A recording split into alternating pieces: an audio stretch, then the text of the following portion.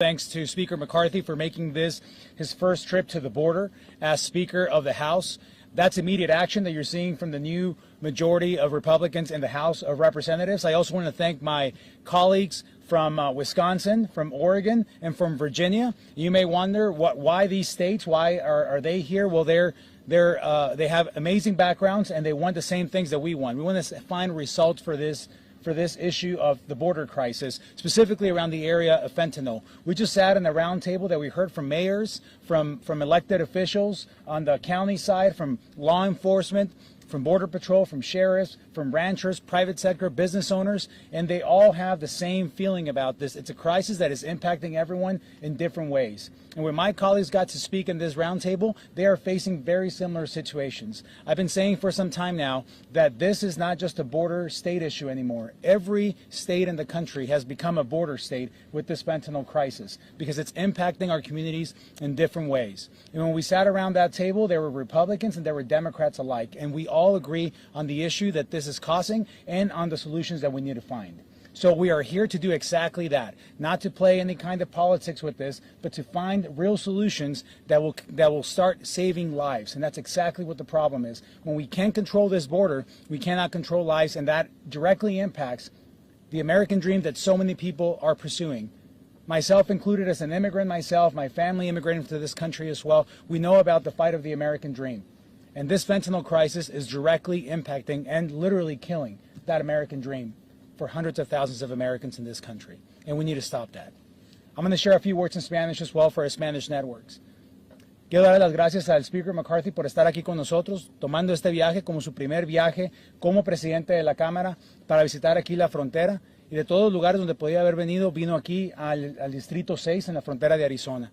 Eso demuestra el valor que le damos a este tema y también a mis colegas que vienen de diferentes estados como Wisconsin, Oregon y Virginia, que están aquí porque los mismos temas que nos afectan aquí a nosotros con respecto al fentanilo también afectan a ellos en otras partes del país. Esto no es solamente un tema de Arizona o de la frontera, es un tema que impacta a todo el país entero. Y es tiempo que encontremos soluciones. No se trata de demócratas o republicanos, se trata de encontrar soluciones que sean viables y que empiecen a salvar vidas. Esta crisis del fentanilo está matando a nuestros hijos, está matando a nuestros ciudadanos y necesitamos tener una solución para esto. Y que vamos a tener una rueda de mesa con granjeros del área, con agricultores, con policías, que todos tienen el mismo sentimiento de que necesitamos hacer algo para parar esto, independientemente cuál es nuestra afiliación política. Y les quiero dar las gracias por el interés y es hora de encontrar soluciones para este tema. Con eso me gustaría introducir al dueño de esta propiedad, John Ladd. With that, I would like to introduce who is hosting us here in his property, Mr. John Ladd, a rancher, a fourth-generation rancher that his family has owned this property since before statehood. So if somebody knows what's going on and the trends that have happened in this area, is Mr. John Ladd. John? Thank you. Hi, everybody. I'm John Ladd. I'm humbled and honored to host the delegation that's here. I think it's a new beginning with the status of Washington. Tracking and reconciling business expenses across multiple systems can be disjointed. We talk about the fentanyl. We talk about the number of people that are coming to this country. But it's a national security threat. And I think America understands it, but they better wake up and get behind this group of congressmen coming from Washington. I don't know what else to tell you. I'm indebted to the Border Patrol. I think everybody needs to appreciate Border Patrol, law enforcement. Our Cochise County Sheriff has implemented several new programs down here that have allowed me to stay in business raising cattle. We've been dealing with this far too long, and I'm very hopeful that this is the beginning of a new change in what we're seeing out of Washington. Thank you.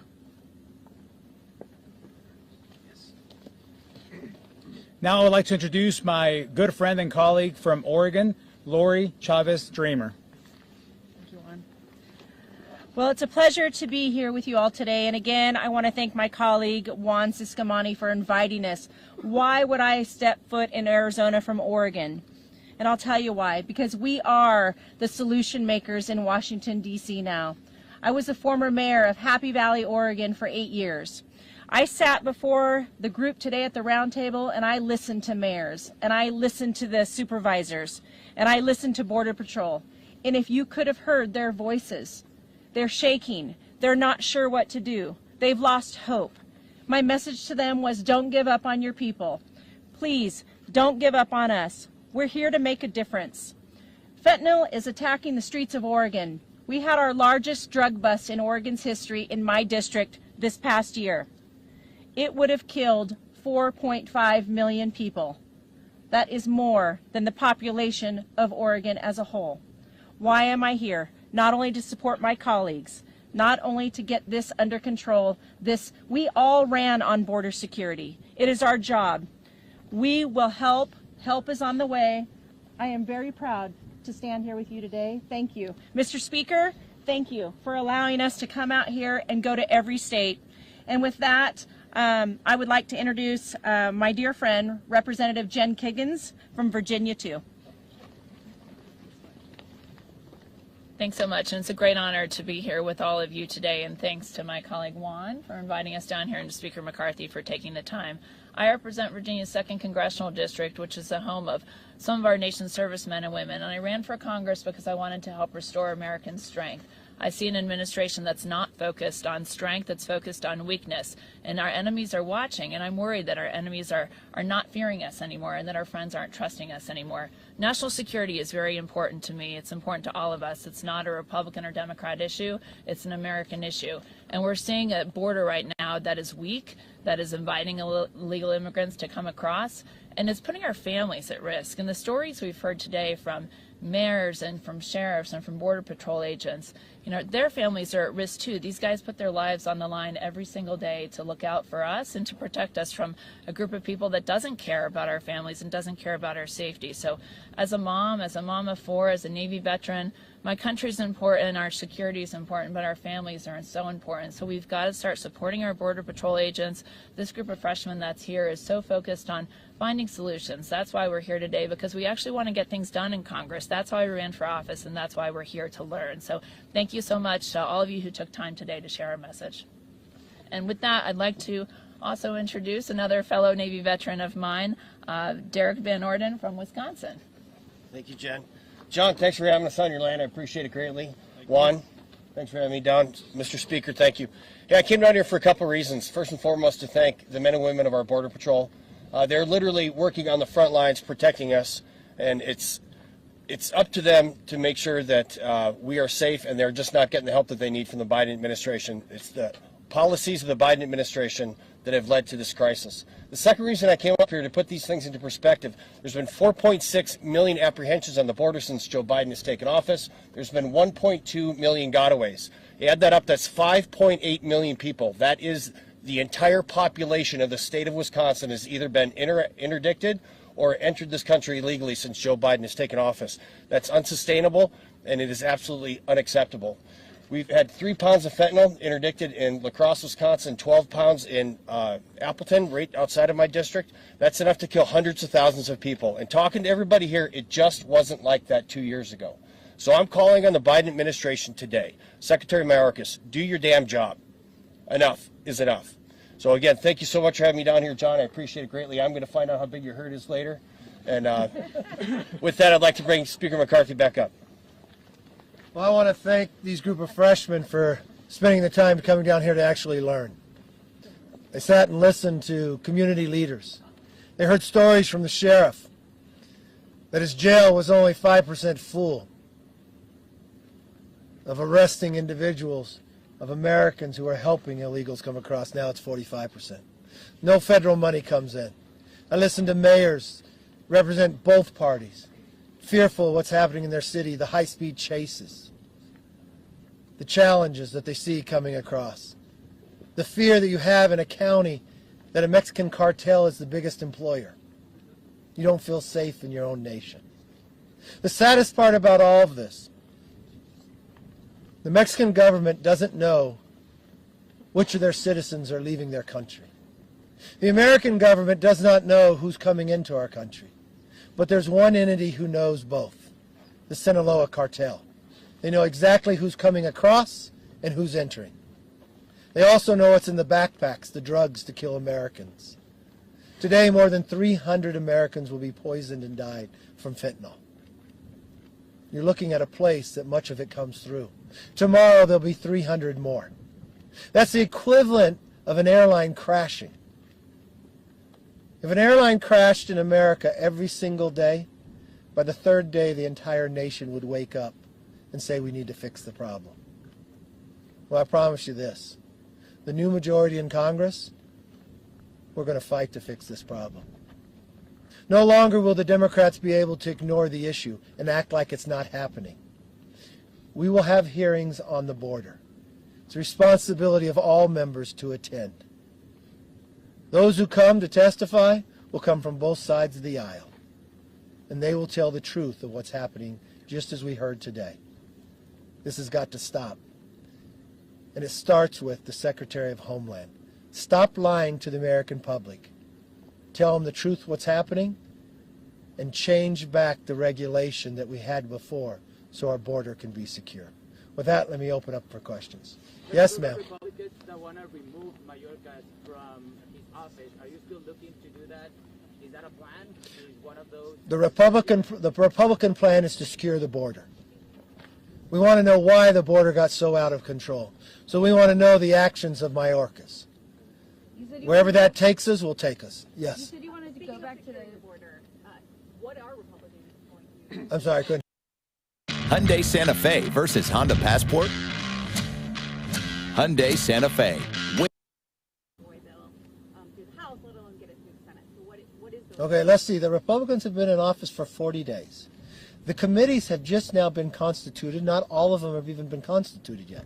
So I don't think it's a really opportunity to say you haven't acted yet. No, we're here at the border. It didn't take us 40 years to come here, less than 40 days. This isn't my first trip. This is my 6th trip, my first trip as a speaker. I haven't seen the Democrats come. We have energy and commerce along the border right now in Texas. We have Homeland Security scheduling a meeting to come down here as well. So no, Republicans have been taking action. We've got a lot of ideas inside Congress. It's different than the Congress before. We're just not going to write the bill and put it onto the floor. We're going to listen to the people that are on the border. We're going to listen to border agents. We want the very best ideas. And we're going to be challenged. Yes, we're moving it now, just as we bring our committee down here and we gather the information, because we want to do it right.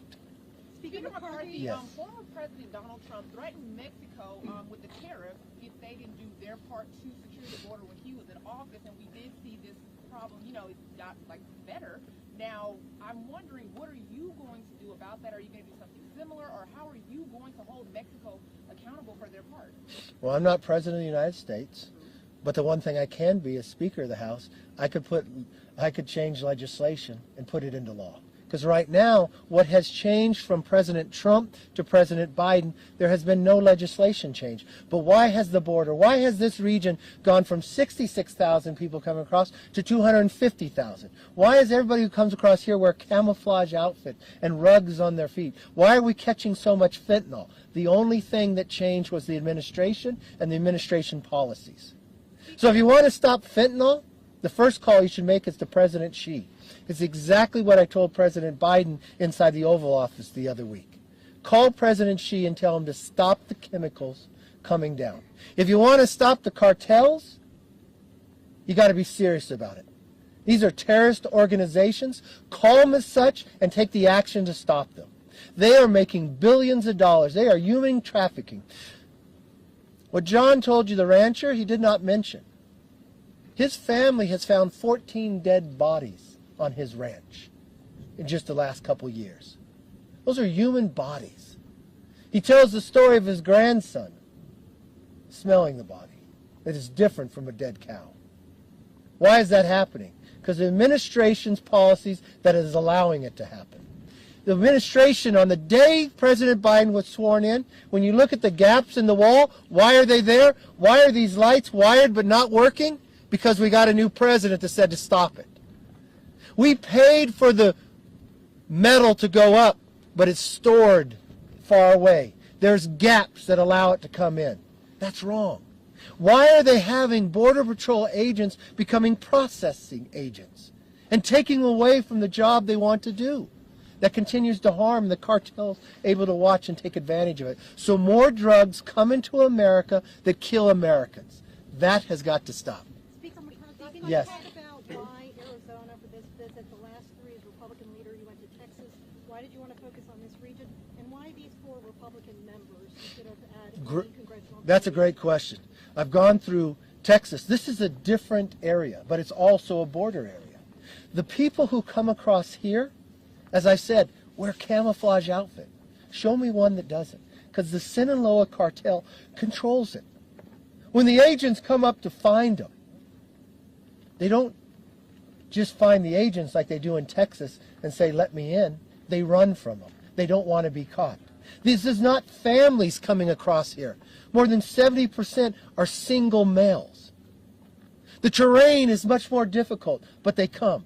And you know what? Americans go up in helicopters and rescue them when they fall. They risk their own lives 2,900 times in the last year. But what we're watching on this border right now, the increase, it's now the 3rd highest. It used to be the 5th and 6th. We're watching more fentanyl come across. But we also have a new member here, Juan Ciscomani, who understands what immigration means, who immigrated at age 11 from Mexico here for a better life. He understands the greatness of America that gave him an opportunity to be a member of Congress. He understands the importance of finding a solution.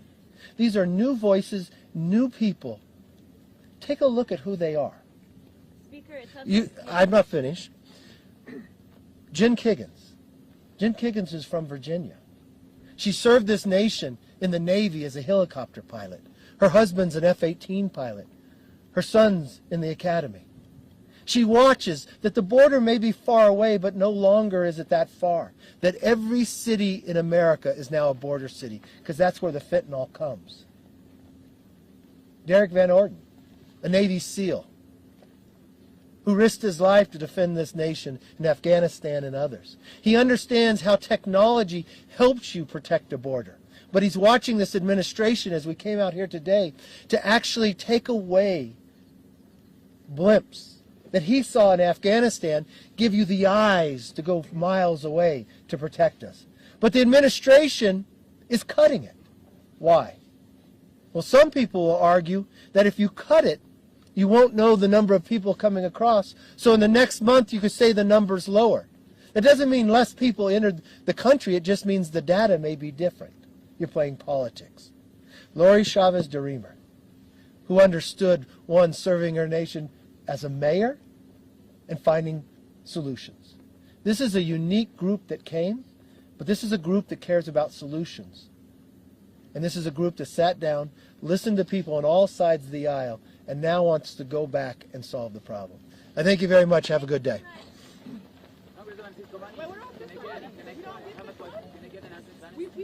Oh, you want Ciscomani?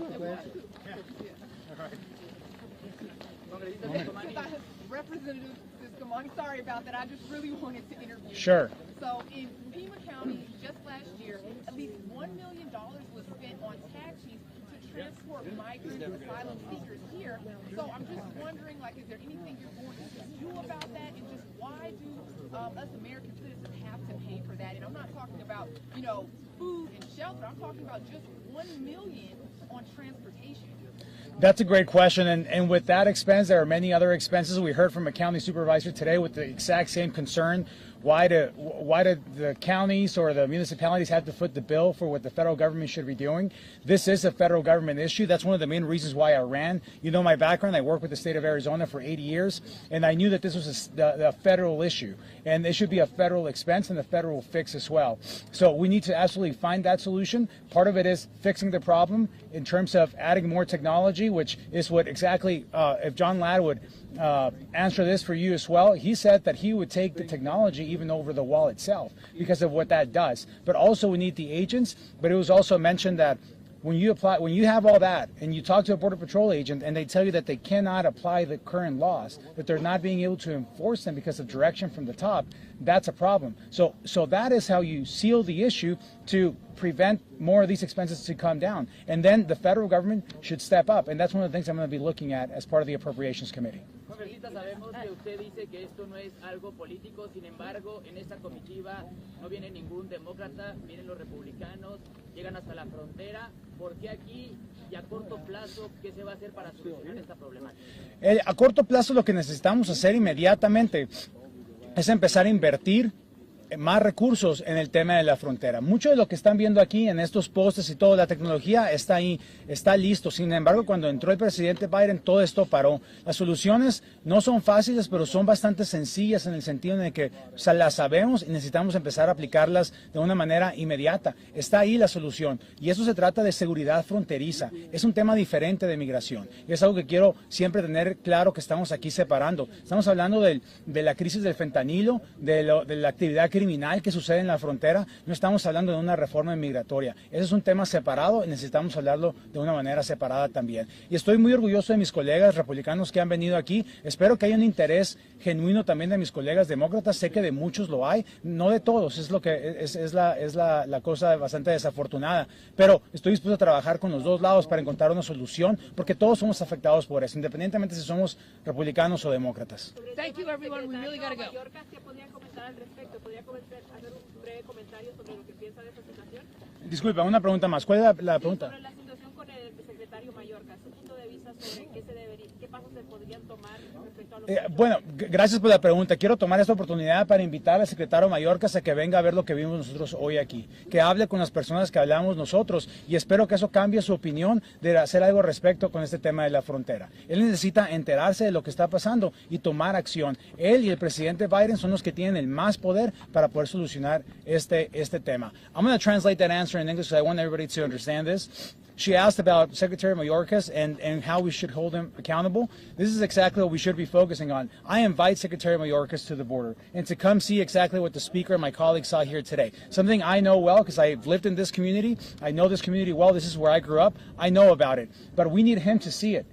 There are two people that can really have an immediate impact on the situation in this country, and that's President Biden and Secretary Mayorkas. And they both have failed, and they have shown no interest in fixing this issue. So I invite him here to the border to see what we saw today, talk to the people that we talked to today, and realize what impact this is having in our communities. Again, one thing that I clarified in Spanish as well is that we're not here talking about immigration reform. We're here talking about border security. These are two different issues, and we need to deal with them separately. Today was about border security and the fentanyl crisis that is coming from the lack of activity and application of the law that the Biden administration is failing at. Thank you very much. I'm so sorry, but can you specifically say what policies you're referring to?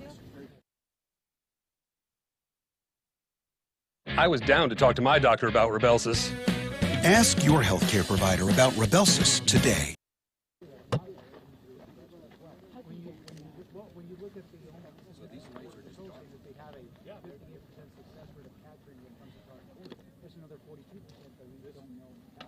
So there's a lot more that's coming through, both in apprehensions and also in drugs, that is not being reported because they're so close together. And the Tucson sector had 2 pounds, I think, that they seized last month, and 1 pound before that. So that was 50% of what was seized at Sullivan Flat. So I'm just still wondering why you guys didn't go through the sugar factory with this whole trip is about. Committee, the chair now recognizes the gentleman from Florida, Mr. Gates, to lead us in the Pledge of Allegiance.